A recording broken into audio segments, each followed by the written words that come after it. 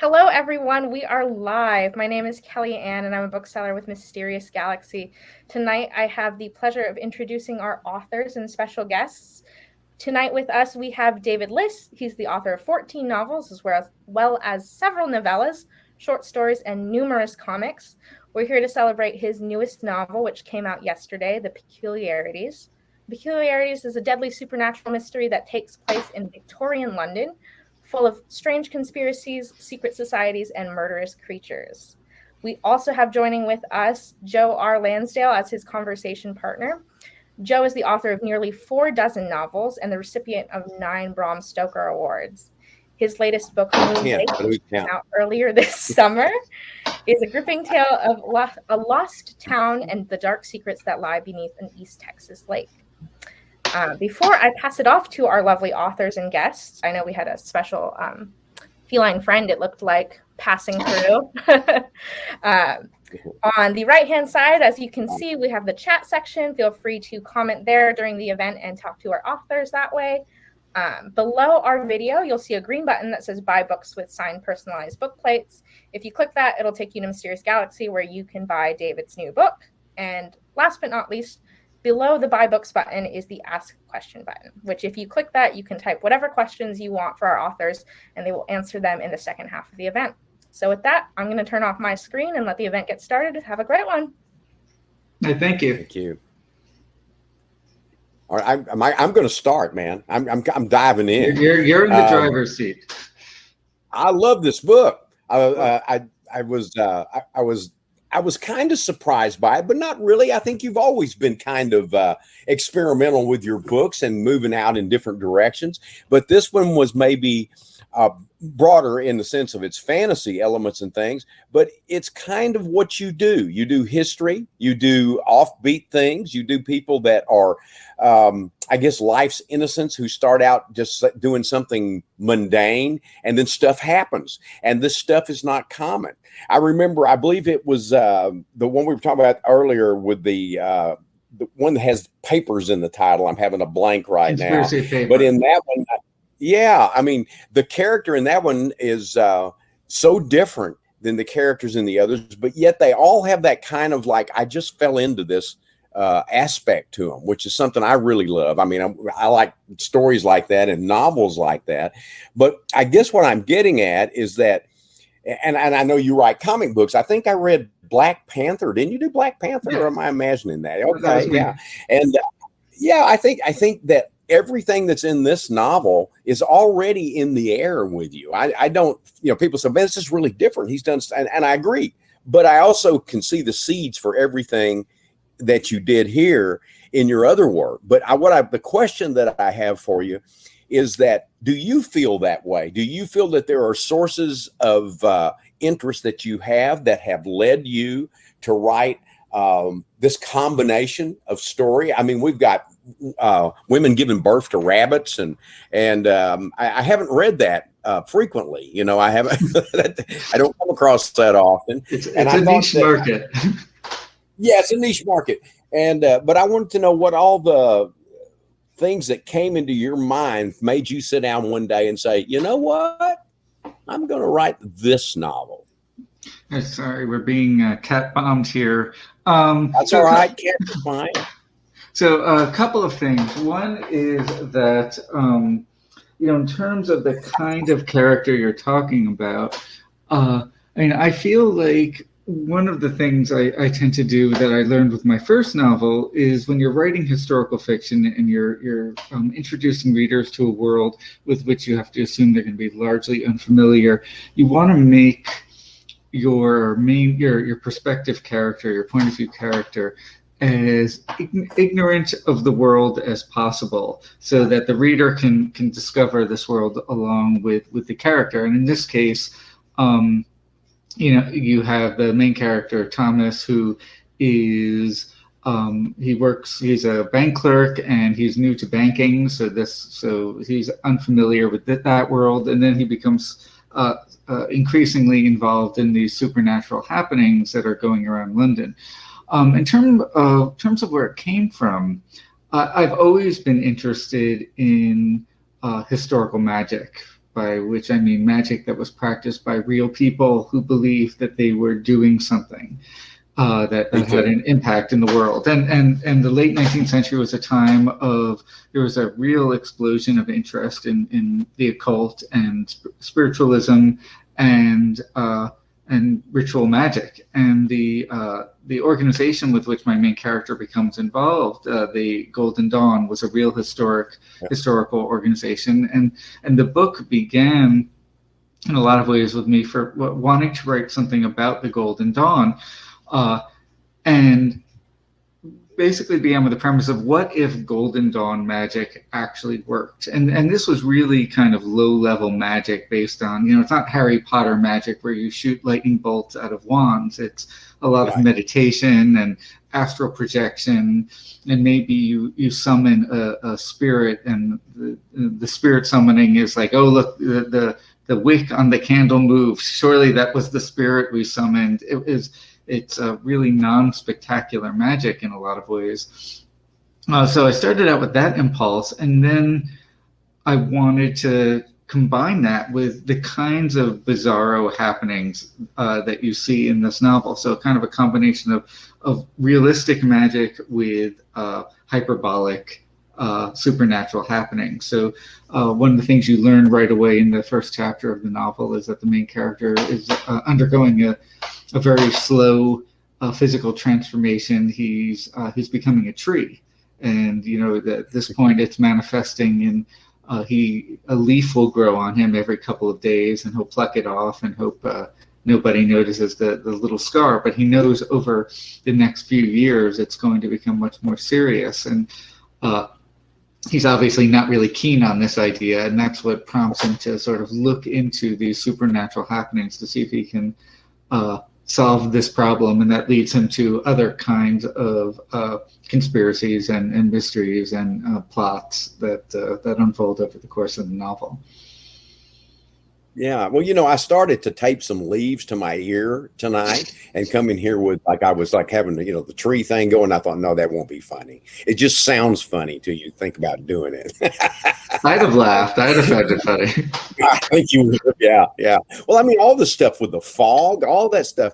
And the fact is that there is what would you call it? A minor aspect compared to the bigger aspect, which is the unusual supernatural things, is the banking.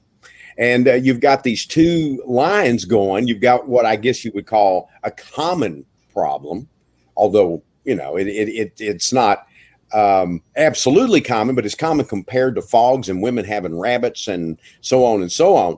I'm assuming that, and you've already answered this to some degree when you talked about, having the audience discover with you, because it's one of the reasons I like to write what I think of as innocent characters, or people that are totally unaware of what's going on. This is just, they do something simple and everything goes wrong, or they're in the wrong place at the wrong time, like the ethical assassin. You're in the wrong place at the wrong time. Like my friend James Grady's 6 Days of the Condor, is this guy's in the wrong place at the wrong time, goes out for, I don't know, coffee or something, comes back, everybody's wiped out, but he has all this information, even though he is not considered one of the agents and specialists. Well, in your book, you've kind of got these people in a number of books, but in this one in particular, here's a guy that this isn't his world, really. He doesn't know this, and he doesn't know what's going on. So the revelations come to the audience as the revelations come to the character, Thomas. Yeah. And, talk about that a little bit. Well, I completely agree with what you're saying, that I also really love stories in which characters find themselves in over their heads. And I think like most of us who do this for a living, we want to write the kinds of stories that we enjoy reading or watching, with this novel, the initial mystery that brings Thomas in is actually, as you say, a banking mystery, right? He discovers that this childhood friend who he hasn't seen in years, but somebody who was really, the friendship was really meaningful for him when he was in his early teens. He discovers his friend had died, and that the bank was buying up his debts, and the bank bought up, what should be for a bank a really trivial amount of money, but they wanted to hold on to this man's debts, and Thomas wants to know why. Like he's suddenly been reminded of this person he hasn't really thought about in years, and he needs to know why his bank, his family's bank, has an interest in this guy, and so. By taking what seems to be a fairly mundane step, he enters into this world where he discovers there's one conspiracy after another, and that it links up to other things that are going on in his life. And of course, what the bank is up to has something to do with with the kinds of strange happenings that are going around London. And in this kind of story, what you always want to do is like every time the character discovers something, makes a connection, sees part of the bigger picture, it needs to open up another mystery or two other mysteries. Right. The more you learn, the more you realize how little you know, and the more you realize how much more interesting or how much more dangerous. Or how much more sinister everything is, and that's that's a pretty standard way to build a story, I guess. But it's definitely it's something I like to both produce and consume, and it's something that hooks me every time. Maybe I'm just an easy mark, but I love that kind of story. Then. It goes back to what I call the original storytelling. Is that what if? This and like Richard Matheson said, that a lot of his stories were kind of like everybody sits down at the breakfast table and something comes out of the sugar bowl, and that's his storyline. His whole idea is that I've got this natural world with this unnatural element. Now you actually have a lot of unnatural elements, but they're really all part of one unnatural element. They're extensions of it. Don't let me get too far into giving away things, but I do believe that maybe I read this into it. I felt that there were some Lovecraftian elements as well, but maybe that's just because so much of this, like Arthur Machen and all these people had these, Algernon Blackwood, all of them had these similar things that Lovecraft borrowed from, which fits perfectly with your background here with the Aleister Crowley and all of that business. And how much did you have that in mind? I obviously you had some of it in mind because of Aleister Crowley and the Golden Circle. I think that's what they were called. And were you thinking about that? Yeah. Talk about that some. Were you trying to ring those bells and make those connections? And or am I reading into it? I could be reading. Well, you're definitely not reading too much into it. So like Arthur Machen was. There's a whole list of people who were alleged to have been members of the Golden Dawn who probably weren't. Bram Stoker was one. Arthur Conan Doyle, who shows up in the novel, is often said to have been a member of the Golden Dawn, and he almost certainly was not. But no, he couldn't have been there at that time. But in the world of the novel, they were. They all, because it's basically the novel is set in our world where things started to change maybe 10 years before the novel begins. So it's not a completely different world. It's just one that is branched off a little bit. But there are definitely Lovecraftian elements in the novel. You're right to pick that up. I outline my novels, but that's not something that was in the original outline. That's something that came out as I was writing it, where I was working on certain scenes, and I don't want to get into specifics because these are reveals that happen fairly late in the novel. But I felt like, this is the sort of thing where you maybe want to lean into cosmic horror, as one does from time to time. Oh, but definitely you did. You definitely did. It's what felt right for the way the story was developing organically as I was writing it. And, like I said, I outline my books, but I've never yet stuck to an outline. And, I always say that you do a different kind of thinking when you're writing than when you're planning to write. That you just access a different kind of creativity when you're putting the words on the page than when you're outlining, and you get a good idea and you run with it. And I'm not somebody who's written a lot of cosmic horror. I've done a few cosmic horror short stories, but again, it's what felt right, and you might as well, there are tools out there, you might as well use them when they're appropriate. Right. Well, I don't outline at all because I found there's no point in it. And I always found that when I outlined something, I didn't want to write it anymore. I felt like I'd already told that story. And I also found that when I get up from day to day, new things develop. And so I just say, screw the outline, and I don't do it at all. The only time I do it is if I'm collaborating. Like my daughter and I have done it, and I've done it with my son and I a little bit, because if you have two people riding off in different directions, you can get lost. And but the novel has both that feeling of being contained and not planned, but in a natural progression of ideas and events, which is what a real story would feel like, or should feel like, is because the character learns we learn as the character learns, which we've discussed before. And to me, that's what makes a story fascinating, because it doesn't have that feel of what I call clockwork engines, where everything clicks into place. There are stories like that work fine and work well. But generally, the kind of story is when everything kind of slides into place, but is a little slippery and the gears wobble a little bit. That's what I want, because I believe that better. I believe that. I don't feel like it when everything is like, A plugs into B, and then B plugs into C, and then when we get to the end, we've got Z. I love that idea of feeling that this is happening as I read it.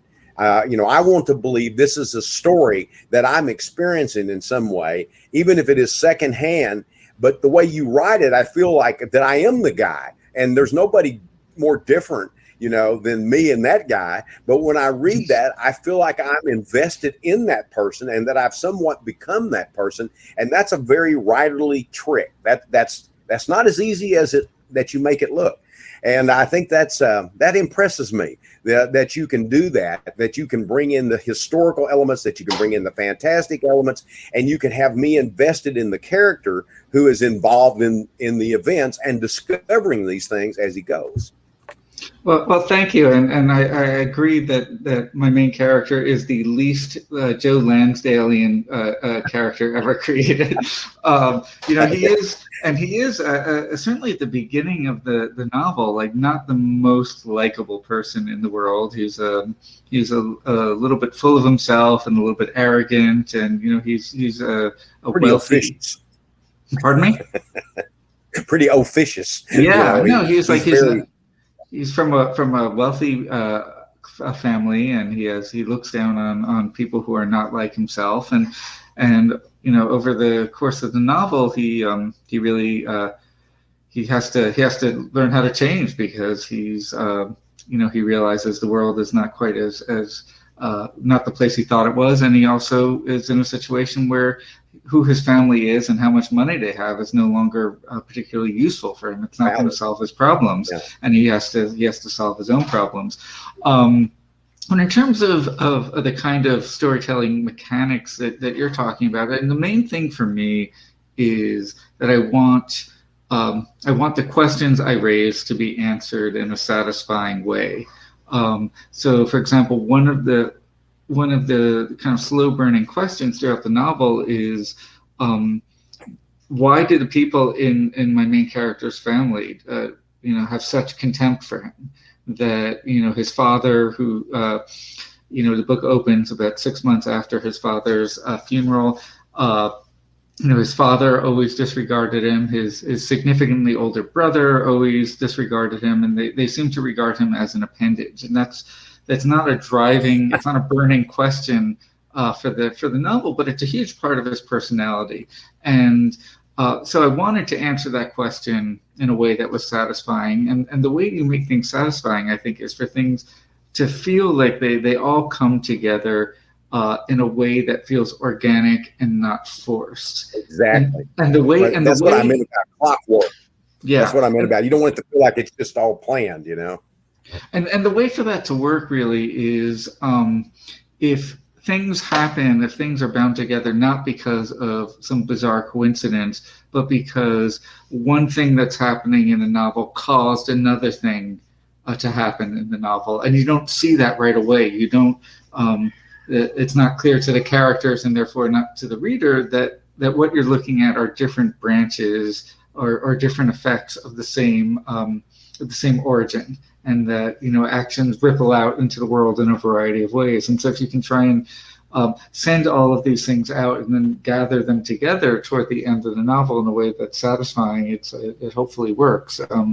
But that's what I wanted to do in this book. Yeah, it does.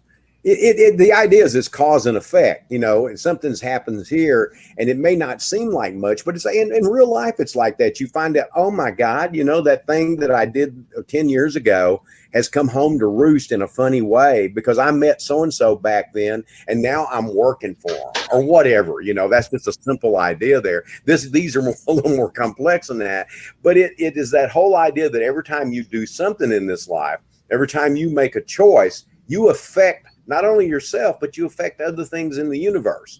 And sometimes it's like throwing a rock on the water. It has those ripples. You know, you don't know what it's going to do. And you don't think about that every day, but I think writers often do, especially maybe you and I having backgrounds in things that are fantastic as well, is the idea that everything is linked. And when you do something, it affects something that might seem totally alien. It may seem that it has doesn't even fit into that same universe that you're in. But in life, I find that all the time. It's why when people say, I don't believe in coincidences, I always go, oh, I do. I definitely believe in coincidences. I have them happen all the time in my life. Amazing coincidences, you know, things that I would never have expected. And I'll do this. And then, you know, years later, I'll find, oh, you remember that time? Oh, my God, was that you?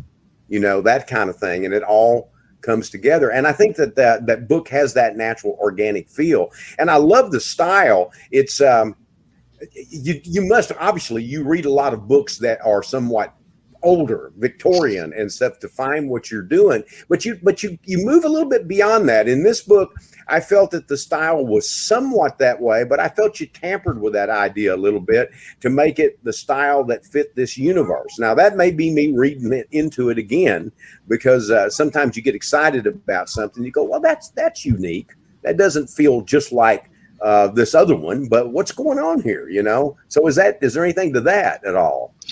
Well, you know, as you know, one of the things when I'm starting a novel, the thing I always grapple with that is voice, right? Like, what's the right voice for this novel? I often think that novels have three components, which is plot, character, and voice.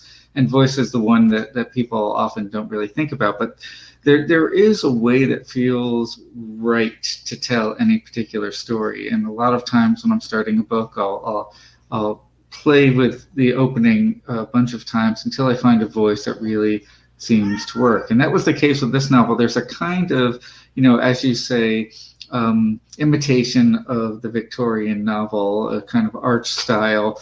But it's also, you know, it's an ironic voice. The third person narrative follows on this one particular character around, but it's a little bit detached and a little bit judgmental.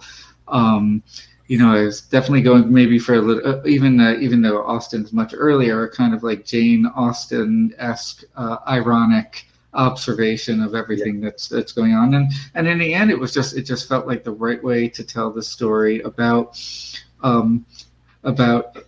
characters who are mostly, you know, I think ultimately likable, but are a little bit prickly. You know, my main character is kind of prickly. He spends a lot of time with Aleister Crowley, who becomes a mentor for him. And he was a character who I originally planned would be almost a straight up villain, because he was just such a, you know, kind of a jerk. You know? But definitely. But the more I wrote him, the more fun I had with him, and I ended up kind of changing his role in the plot to make him, well, yeah, he's a jerk, but he's our jerk. He's, you know, he's you know, it was the most unusual take I've ever seen on him in a novel. But, you know, it had the elements of him, but I think it developed him into something beyond just snidely whiplash. You know, a lot of times when I read it's the guy that twists his mustache sort of thing, even, you know, that kind of feel to it. This didn't have that.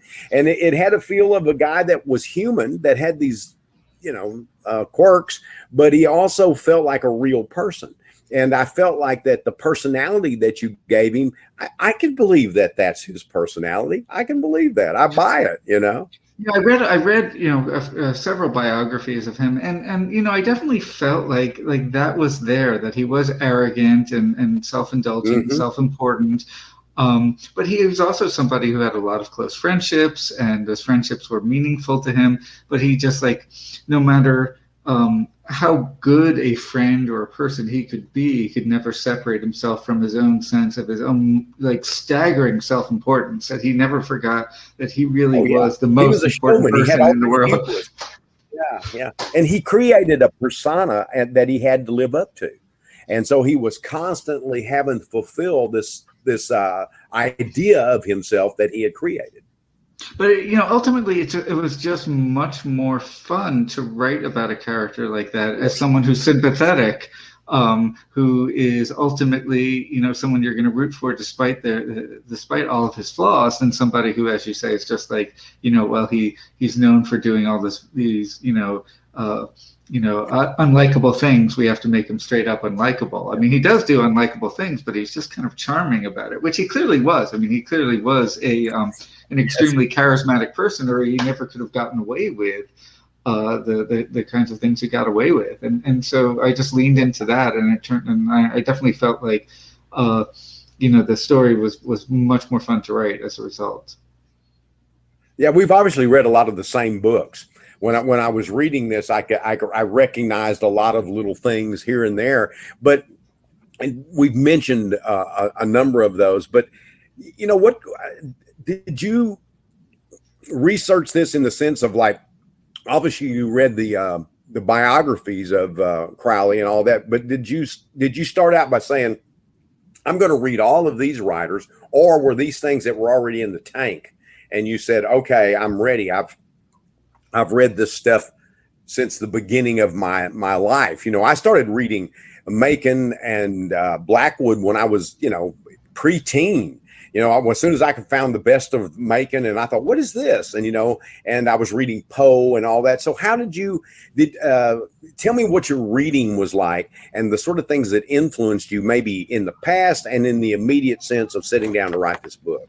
Well, I definitely had a reading list similar to yours when I was a teenager. I read all of the early influential horror. Macon, Blackwood, Stoker. So that stuff was there. And I also, around the same time, became interested in.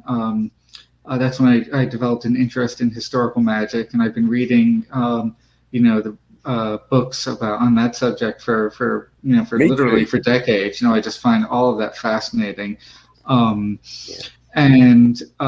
so I knew, and I there are certain 19th century writers who I just genuinely love. I'm a huge admirer of Anthony Trollope, and in part because he's, for me, he's the great writer of the period who, all of his good characters are horribly flawed, and all of his bad characters are a lot like the good characters, only they've gone maybe a step further. So it's just this world of really human, really broken people, and I find that all of that great. But I hadn't studied this period with an eye toward writing a novel in it, which is a different level of engagement. So, I had to read some cultural histories of the late 19th century. I had to learn about banking in the late 19th century. I dug deeper into just kind of the sort of physical and human and lived aspects of the occult. So I wanted to learn, I knew all kinds of things about, the Golden Dawn, but I didn't know what it would be like to actually go to a ceremony at the Golden Dawn at the temple. So, I had to learn that kind of stuff. Just like research about the world. It was pretty amazing for me because I've written lots of historical fiction, but this was the first time I had written a historical novel where I could see photographs of the people that I was writing about, or the places where they would go. Looking at a photograph of the outside of the Isis Urana temple the Golden Dawn Temple was just remarkable to me. I was like, wow, they have these things called cameras. They can take images. So it was a really exciting experience to write a historical novel about a period that was documented as well as this was. Yeah. So yeah, a lot of stuff I already knew and a lot of stuff I had to learn. And I think that's always the way with any with most novels. You're going to go in with some knowledge and some, there's got to be something that that makes you interested in this subject and this material. And then as you start to plan out a story, you have to figure out what you don't know. And I like to say that when I research a novel, I do research until what I don't know is no longer getting in the way of the story I want to tell. Yeah, you can also over research. I did that early on, and I thought, oh, I got all this cool stuff, and I go, you know what? I got too much cool stuff. I'm going to have to cut some of this or save it for something else, because otherwise it's just going to be this list of things, because you get so wrapped up in whatever it is that you're studying for whatever novel that you plan to write, that you have to have that ability to winnow out things that don't really advance the story or don't tell you something about the characters. And I think that those are sometimes tough to do. When I was doing research for Westerns that I wrote, like Paradise Sky, I had so much material, and I thought, man, I've got 3 novels here, but I had to keep trimming it down to make one novel. Right. No, you definitely don't want to may have the reader feel like you're just showing, like, look, I learned this, and now I'm going to teach you because I think it's cool. It all has to. Yeah. It all has to. Right. It has to feel like it's It's important for the story, which means that it has to feel like it's important for character. And when you start just filling the pages with background material, then I think you're making a mistake, because that's. People care about story, and they care about story because they care about character, and anything that doesn't serve that is, I think, just going to detract from the overall effect. Yeah, no, I agree. I don't know if you know this, but I know you know Casey, my daughter, but her boyfriend's a professional magician. Oh, and, really? That's what he does. He's one of the best at the sleight of hand, especially, but he works out of the Magic Castle a lot, and he does a tremendous amount of travel. He's somebody you ought to know, and he knows a lot of the people who've written a lot of these books that you and I probably have read or been interested in reading. And I just thought that was a little tidbit I'd throw out there for you. So next time you talk to Casey, say, hey, Jonathan Levitt, look him up. He's amazing. I've seen him, this close and go, man, and I even know how some of it's done, and I will watch it and I'll go, my God, I can't see him do it. He's too damn smooth. He's terrific. He's one of the best sleight of hand that there is, actually. So he's somebody you should know about, Jonathan Levitt. You can look him up online. And I say this because of the magic connection. And when Casey first introduced me to him, I'm always, dads are always suspicious of all of their daughter's boyfriend. I know. And I said, oh, he's magic. Yeah, magic. Well, okay, that's at least that's a point in his direction. No, I've seen some remarkable close-up magic, and it's this, when you see these things where you say, I can't even imagine how this could possibly be done. It's good stuff. He has some stuff online that you can see for samples, but the stuff I've seen him do in actuality and up close and in different venues is outstanding. But I think we're getting to that point where we better ask some questions or see if anybody's got some questions. Let's do it. So if you have questions out there right now, this is your chance to ask the man who wrote the book. So let's see what we got. I hope we got something. We should. They like cats. I can see that. They like the cat. Yeah. Would you like to ask the cat a question? I can't guarantee that he'll answer, but he's probably a ventriloquist. You've been answering all the cat's doing the ventriloquy. Yes. Okay, no questions. No, we've got a few here. I'm not seeing them. So if you click on Ask a Question, there's a few of them. So the first question is where is Ask It? Where is that? Oh, I see it. You're right. Okay, my bad. Okay. Here's the question for you. I'll read it out and then you answer it. Okay. That makes it feel a little bit better that you're not asking your own questions. Okay, fair enough. Was the peculiarities written during the pandemic? Did COVID affect your writing or process in any way? No, it was there was some editorial work that was done on it during the pandemic, but it was mostly written before the lockdown. It didn't really affect my writing very much. I work at home anyhow, and I'm a morning writer. I tend to do most of my writing. Yeah, I tend to do most of my writing before a lot of other people in the house even wake up. And I'm very lucky in that, I'm married and I have a couple of older kids. My daughter, I was actually, had to come home from college, so I got to spend more time with her. For people who have younger kids, I can see how the pandemic would really would make things a lot more difficult, or even for people who are single and live alone, where you would be, incredibly lonely. I can see how that would get in the way, but I actually did okay. I mean, there are obviously things and people and all kinds of stuff that I missed, but I didn't let it throw me off my routine. Yeah, I'm the same way. I get up in the morning and work, and I only work about 3 hours a day. And I'm often done by, I'll get up maybe 5 and be done in 3 hours, or 4 maybe on a rare day. But usually 3 hours is working a long time for me. But I do it 7 days a week, nearly every day. Mm-hmm. Rare that I miss a day. So I have that same sort of thing. And like you, I had the same experiences that I work at home anyway. So there wasn't a great change. I mean, obviously I was aware of it. Obviously it kept me from doing some things. I didn't travel like I did before. And, you go to town to have to buy groceries. Well, you're masked up, you're being cautious, but mostly I was home and actually loving it, because I had traveled so damn much. I was happy not to be traveling as much. I was like, I felt like I was on a plane every other weekend going to something involved, or speaking or what have you, and or doing book promotions, and it was nice. Well, we got more questions here. Here's another one. Is there something, and this kind of goes into something we talked about before, is there something you learned while researching that you wanted to include in the book but didn't make the final cut?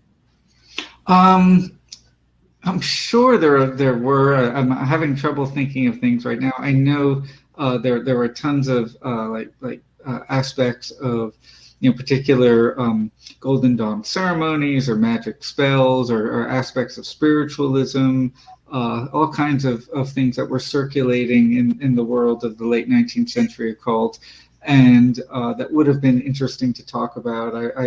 I wanted to, at one point I thought about having a seance in the novel, because seances were all the rage. But again, just, books can get long enough without while remaining organic. So there's only so much you can include.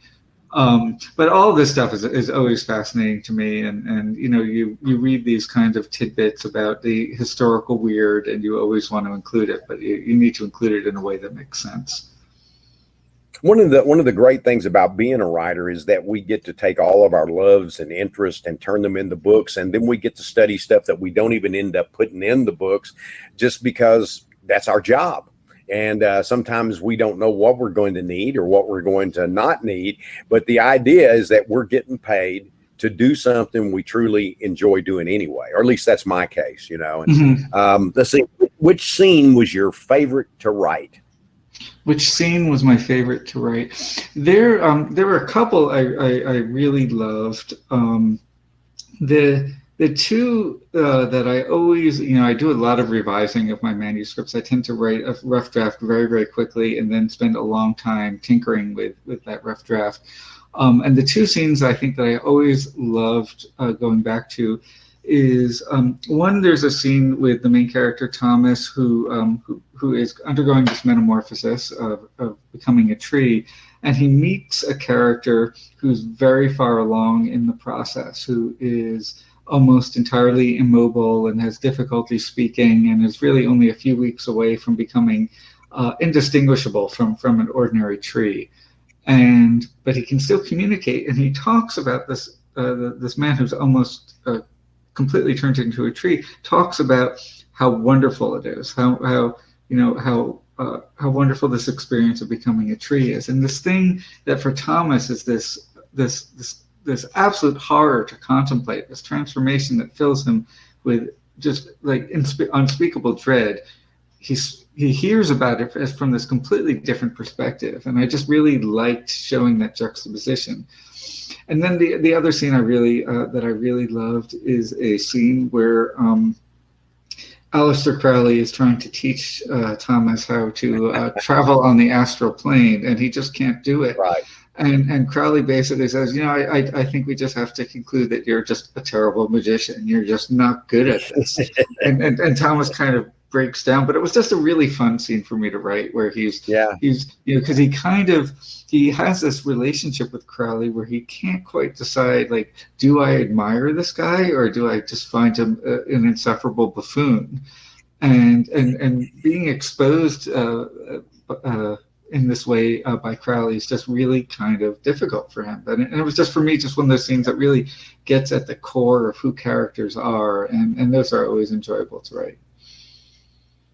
Well, another thing that's asked here and says, can you talk about your world building process and how you incorporate magic into historical settings? I know you've touched on some of these things, but that's a pretty specific question. So, I mean, I think the way to talk about to do world building and introduce fantastical elements, and I'll be curious to hear what you think, because you certainly have a great deal of experience with this kind of thing. But you always want to, unless you're talking about something that you want to be shocking, you need to introduce it in a way that that is how the characters would experience it. And we all experience change in the world in a kind of gradual way. There's like shocking change, like an earthquake or a tornado, but and then you can think of like political change, which happens much more slowly and gradually. And you wake up one day and you say, well, the world used to be different 10 years ago, but now it's this way.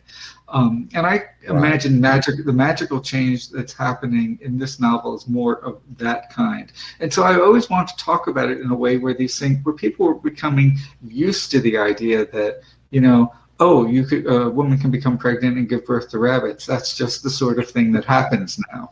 And by making it part of the landscape, by introducing it in a way that people find it, maybe unpleasant or distasteful, but not shocking. I think that went a long way to setting the table for me. Yeah. Well, I've done both. I've done it when it's subtle, and I've done it when it's shocking, and I've mixed it. And but the thing is that I always found is that you have to have, at least in your mind, a certain set of rules by which everything works, so that otherwise, if anything can happen, it's uninteresting. But if a lot of things happen and they somehow are tied to this root system that you've developed, then it's believable. So that's that. And if the characters are believable, you can believe most anything. Absolutely. And it says, does your cat affect your writing in any way? Probably. we have 3 cats, which is the most you can have before you become a crazy cat person. And there's like the one who walked by the computer before often likes to try and lay down on my keyboard while I'm working. So he affects my writing by getting in the way, but it also having animals around makes life much more pleasant. So it's all good. My pit bull would like to lie on my keyboard, but I can't let him. That won't work. He's too big. Well, the other one here, is there anything, and this is important, that you have in the works coming up next that you can tell us about? I've just completed a novel that is in my agent's hands, and I don't want to say too much about it because it has not yet found a home, but hopefully I'll be able to talk about it soon. But I'm always working on something, and there's always going to be something else. But right now it's the peculiarities, and hopefully more news soon. And that's what you're doing. You're pushing this one. Yes. You got to get this one pushed first. Yeah. No, that's fantastic, man. And I appreciate you spending your time with me. And now we have our lady back. And so I think we're fixing to be ran off. I can see it coming. No, you guys are anyway. fine. Well, thank you, Joe. Thank you, man. It was great What a talking great to you. book. Always good talking to you. I hope to see you in next month at ArmadilloCon. I hope you'll be there. Yeah, and, that's the plan. Yeah. All right. Yeah, thank you guys both Okay. so much for joining us tonight, and thank you for our audience. Speaking of plugging the peculiarities, you can purchase the peculiarities by clicking that green Buy Books button. And if you purchase through us and write in your order comments, you can get a signed and personalized, if you want, book plate from David for the book. So yeah, if you haven't done so, be sure to check that out. And thank you guys and have a good night. We'll see you next time. Good night.